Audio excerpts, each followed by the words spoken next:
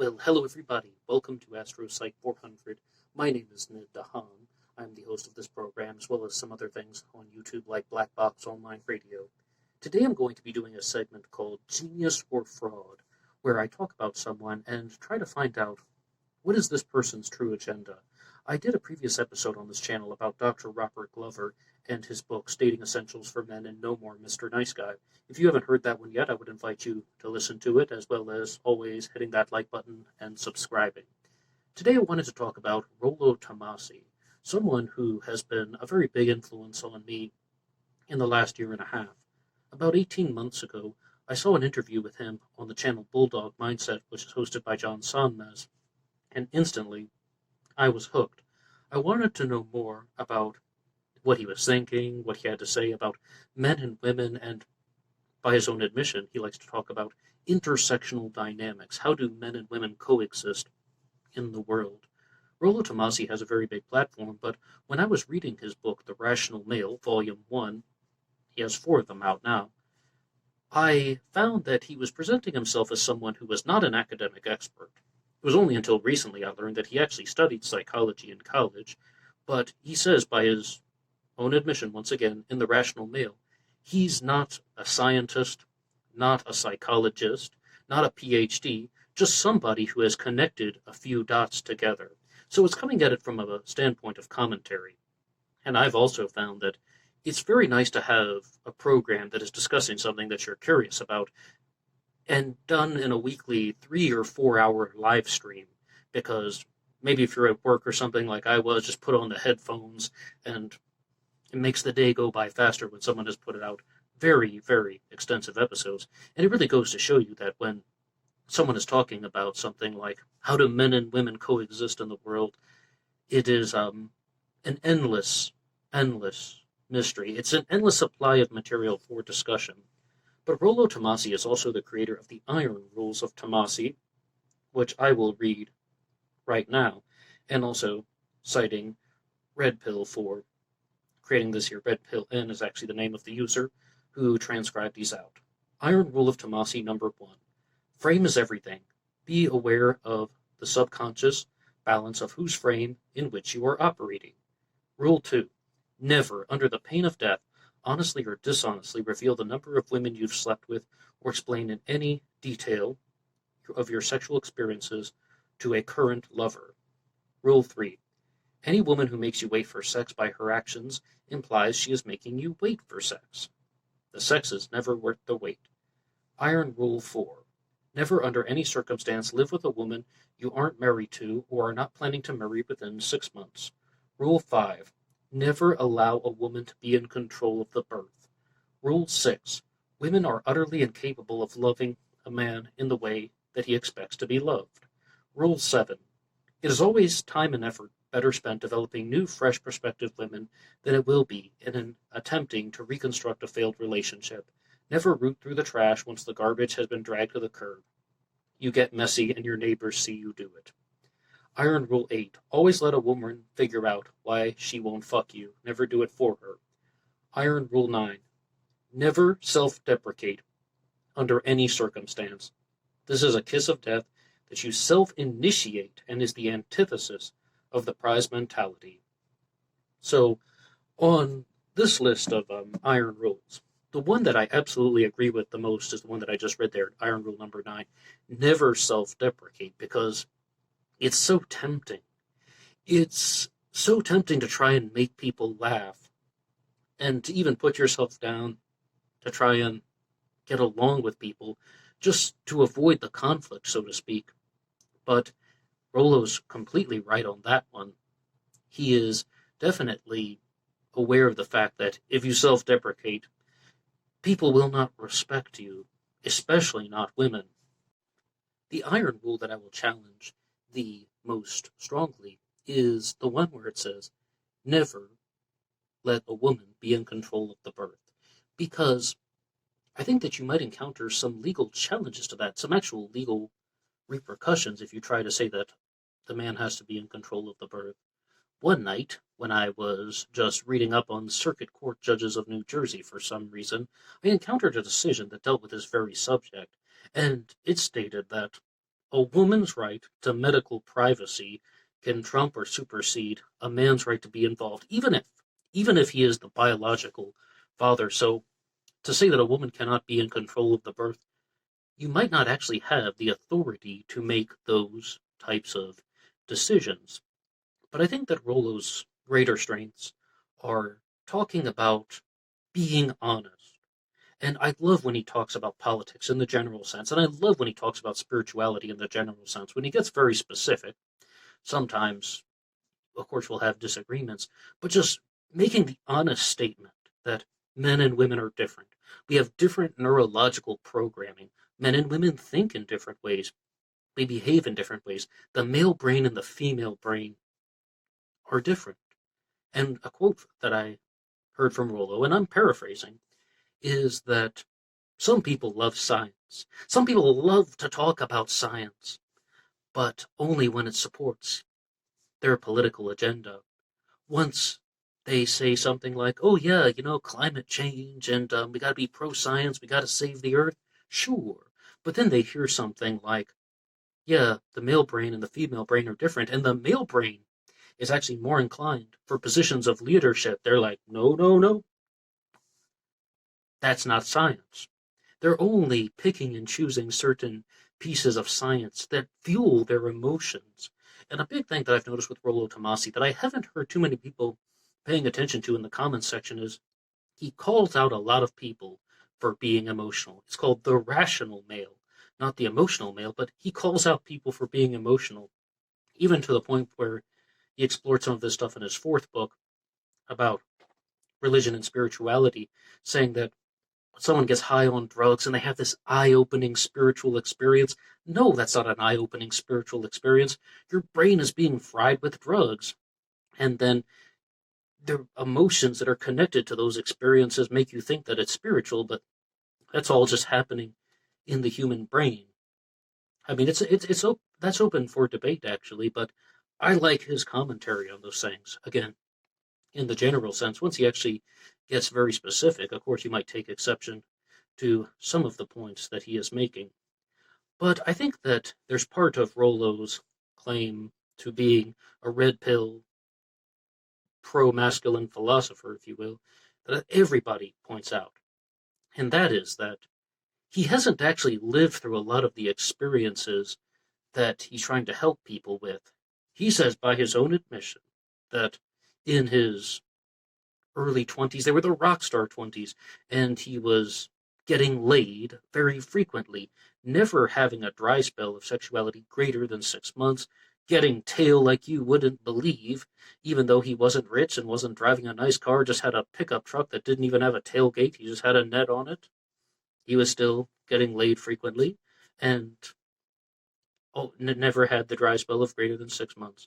So when he's talking to people who are dealing with things like incels or MGTOW or people who have had a lot of relationship troubles, he hasn't actually demonstrated any first-hand experiences with how to solve these problems, because not only did he have the Rockstar 20s, he's also been married for 25 years. And this is one thing that he does get heavily called out on in the comment sections, as well as other YouTubers talking about him. They say that this guy, Rollo Tomassi, is, just not living and practicing what he's preaching. He is someone who says that, he can have the wife and the child and the little happy family, but telling other people, you can't do it. You can't have this. You're not going to have the house on the white picket fence. And he said this so clearly. I think it was one of the first episodes of The Rational Male that I ever heard. I think at the time the channel was still called Rollo Tomassi, where he said, some people think that they're going to take the red pill. They're still going to have the house with the white picket fence and the wife and the 2.5 children, and everything's all going to be in paradise. Now, I appreciate the honesty. I appreciate the honest times when he says, that's not going to happen. That just isn't going to happen because men are idealists. Women are opportunists. If you've ever heard his show, he says this one all the time. That's the stuff he should be zoning in on, but he doesn't always say how he makes this marriage work for 25 years. And he really doesn't experience a lot of the problems that he is addressing in his videos, such as people who can't get laid, or people who can't find their partner, or can't get married, or he hasn't dealt with his firsthand experience of overcoming what the incels experience, or maybe going through the terrible divorce cycle, which drives a lot of people to MGTOW. And you'll find that many people who are in MGTOW are of an older age, or perhaps there are some people who are incels who've just checked out of the game and they want to do MGTOW, men going their own way. So I think there is a certain room for criticism in that, and that someone is noticing that these elements just aren't present in his personal life. But I would like to go back to this concept of how men are idealists and women are opportunists. I think that it's extremely valuable to have that type of conversation, and there's no argumentative pushback on that exact example, because the first reason is saying that men will love because they believe it is a good thing to do. When women enter into a loving relationship, they do it because of an opportunistic reason. There has to be something in it for them. There has to be some reason, some benefit, some force that is attracting the woman to the man, not just because she believes that it is good. And to have that type of expectation for a woman is inappropriate. All right, I follow what he's saying there. No matter what he's had in his own personal experiences, I follow what he is saying there. And also, Rollo is very critical of the gynocentric social order. The fact that a boy is going to preschool, a boy is going to kindergarten, and he has what? A female teacher. And what do the teachers do? I'm a former teacher. What do? You teach to the middle. And that ultimately ends up this woman has this class of girls and boys, and she starts trying to get boys to behave like girls.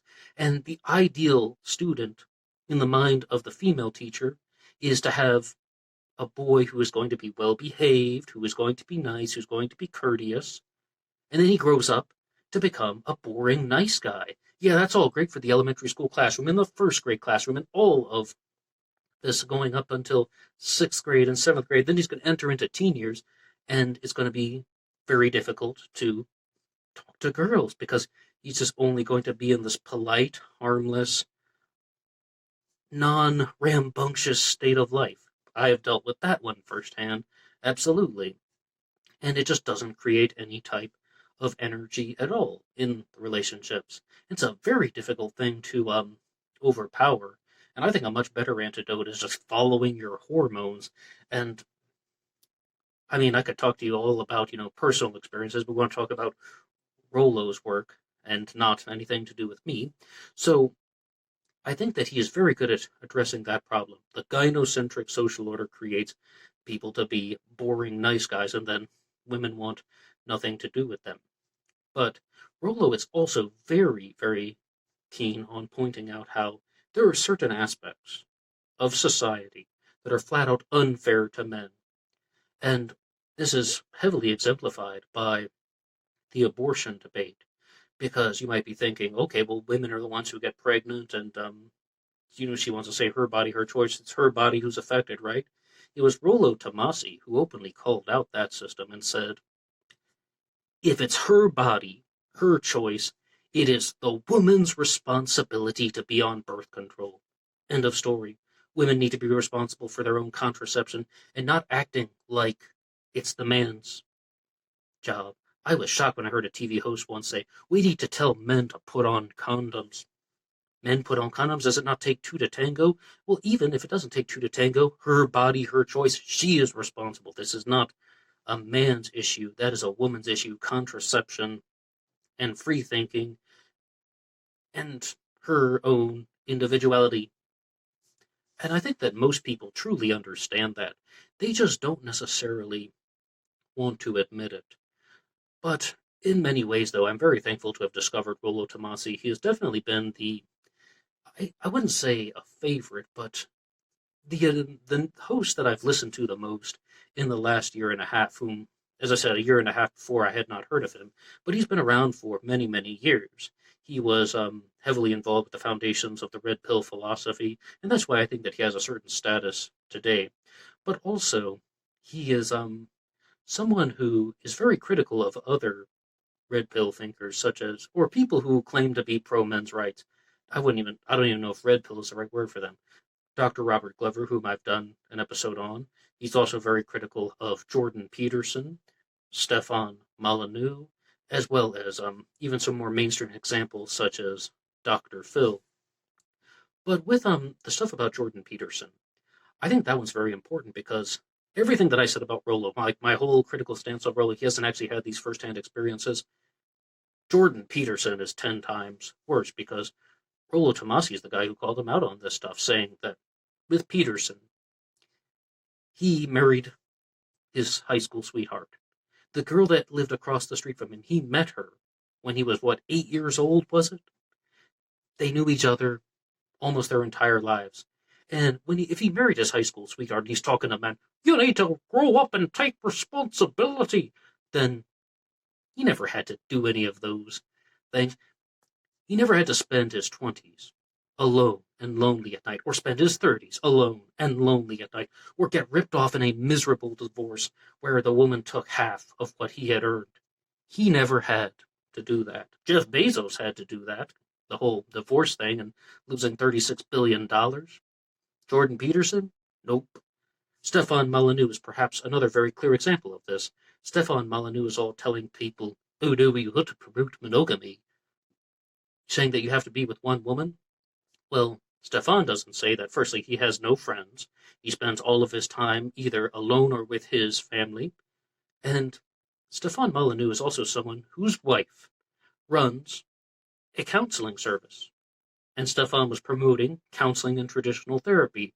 You watch his show talking all about the benefits of therapy, and his wife runs a therapy service which had an online component. At least it did the last time I looked. So you can see that she has some very, very valuable benefits from the relationship. Opportunism. But Jordan Peterson and Stefan Molyneux are just examples of guys who they entered into monogamous relationships very early on. They're not good at interacting with other people. They're very good at articulating their ideas, but they're not good at human interaction. So they just tell people, okay, well, yeah, be strong, but just kind of like do it by yourself and be capable on your own, so to speak.